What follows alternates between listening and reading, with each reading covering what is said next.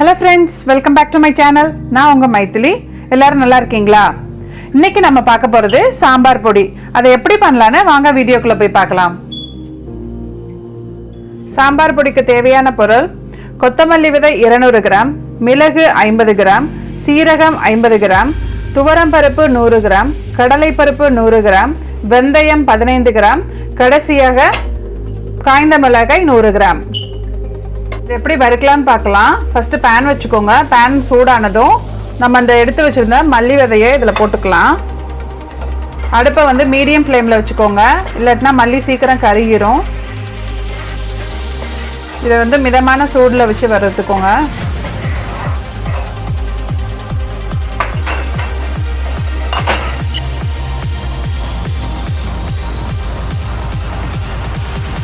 இங்கே பாருங்கள், மல்லி வந்து நல்லா வறுத்துருச்சு.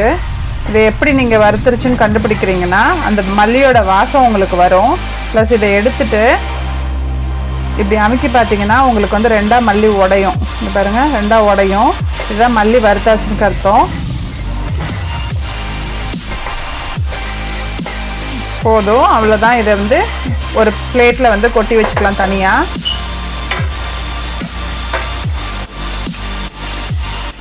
பிளேட்டில் கொட்டிடுங்க.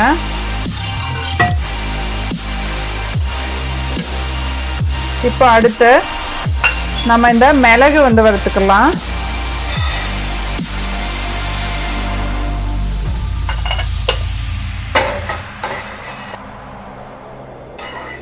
மிளகை வந்துட்டு போட்டுட்டு சும்மா ஒரு 2 கிண்டு கிண்டுனதுக்கப்புறம் நம்ம இந்த எடுத்து வச்சுருந்த ஜீரகத்தையும் இதிலேயே போட்டுக்கலாம்.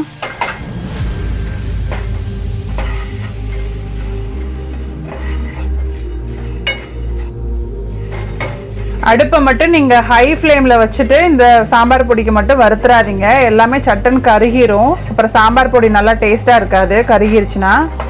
எப்பவுமே மீடியம் ஃப்ளேமில் வச்சுட்டு, இல்லாட்டினா நீங்கள் சிம்மில் கூட வச்சுக்கோங்க. சிம்மில் வச்சுட்டு நீங்கள் பொறுமையாக கூட வருங்க.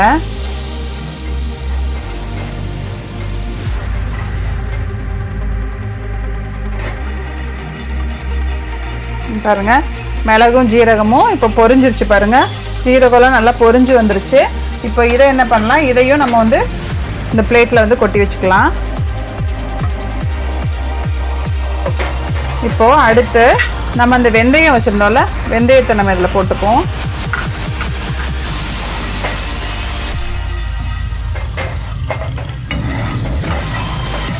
வெந்தயம் வந்து நல்லா செவக்க வருங்க.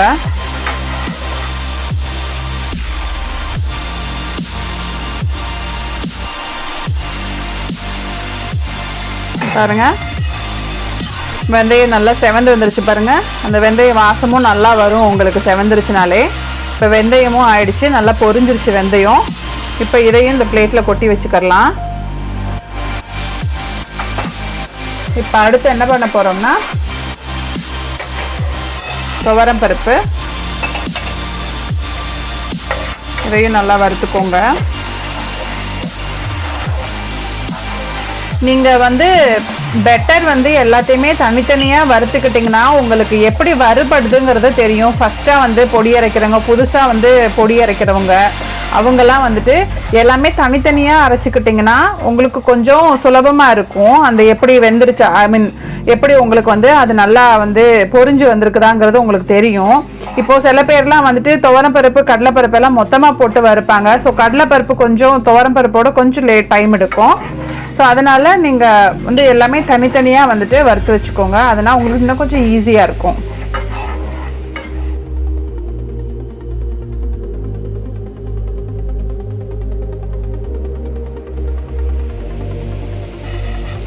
பாருங்க, துவரம்பருப்பு நல்லா செவந்து வந்துருச்சு. அவ்வளோதான், துவரம்பருப்பு வறுத்தாச்சு. இப்போ இதையும் கொட்டி வச்சுக்கலாம்.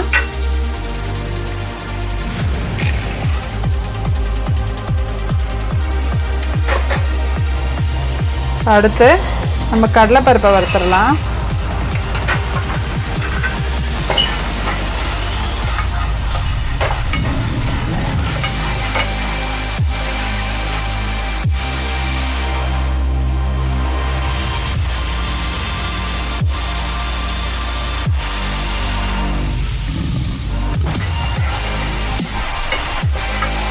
பாருங்கள், கடலைப்பருப்பு நல்லா செவந்துருச்சு பாருங்கள். இதுக்கு மேலே போட்டிங்கன்னா கருகிரும். ஸோ இதுவே கரெக்டாக இருக்கும். நம்ம இப்போ இதையும் எடுத்து இந்த பிளேட்டில் கொட்டி வச்சுக்கலாம்.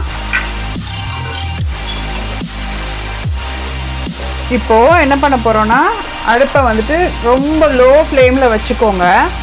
வச்சுட்டு நம்ம வந்து இந்த மிளகா வச்சுருந்தோம்ல, இந்த மிளகாயை வந்துட்டு இதில் போட்டுக்கலாம்.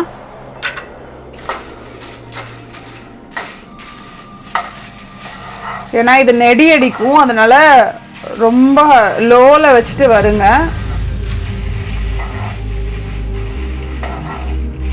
இல்லாட்டினா நீங்கள் வந்து மிளகா வறுக்கையில் அடுப்பை ஆஃப் பண்ணிவிட்டு கூட இந்த பேனே வந்து சூடாக இருக்கும்.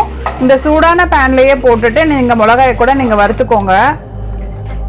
ஸோ உங்களுக்கு நெடி இல்லாமல் இருக்கும். அதுக்கு தான் சொல்கிறேன் நான். இது ஆயிடுச்சு பாருங்கள். இப்போ இது ஆறிட்டால் கரெக்டாக நல்லா மொறுன்னு வந்துடும் மிளகா. இப்போ வந்து நம்ம அடுப்பை ஆஃப் பண்ணிடலாம். பாருங்கள், இப்போ இதை எல்லாத்தையுமே நம்ம வந்துட்டு நல்ல பிளேட்டில் வந்துட்டு ஒரு பெரிய பிளேட்டில் போட்டு நீங்கள் கொட்டி வச்சுட்டு நல்லா ஆற விடுங்க. ஆற விட்டுட்டு நீங்கள் வந்துட்டு அதுக்கப்புறம் மிக்ஸி ஜாரில் போட்டு நம்ம பவுடர் பண்ணணும். இப்போ நான் வந்து இதை ஆற வச்சுட்டு வரேன். பாருங்கள், இது நல்லா ஆறிடுச்சு. நல்லா ஆறினதுக்கப்புறம் நம்ம இப்போ இதை வந்து அரைக்க போகிறோம். இப்போ மிக்ஸி ஜார் வச்சுட்டு இதில் வந்து போட்டு அரைச்சிக்கோங்க.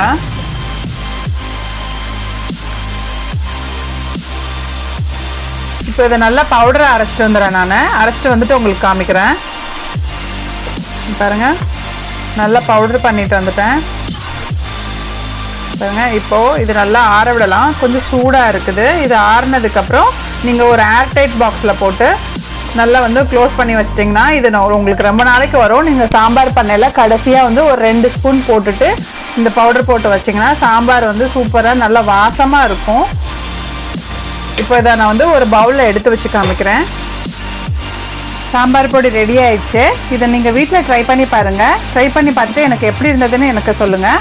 என்னோடய வீடியோ உங்களுக்கு பிடிச்சிருந்துச்சுன்னா ப்ளீஸ் லைக் பண்ணுங்கள், ஷேர் பண்ணுங்கள், மறக்காமல் சப்ஸ்கிரைப் பண்ணுங்கள். நன்றி, வணக்கம்.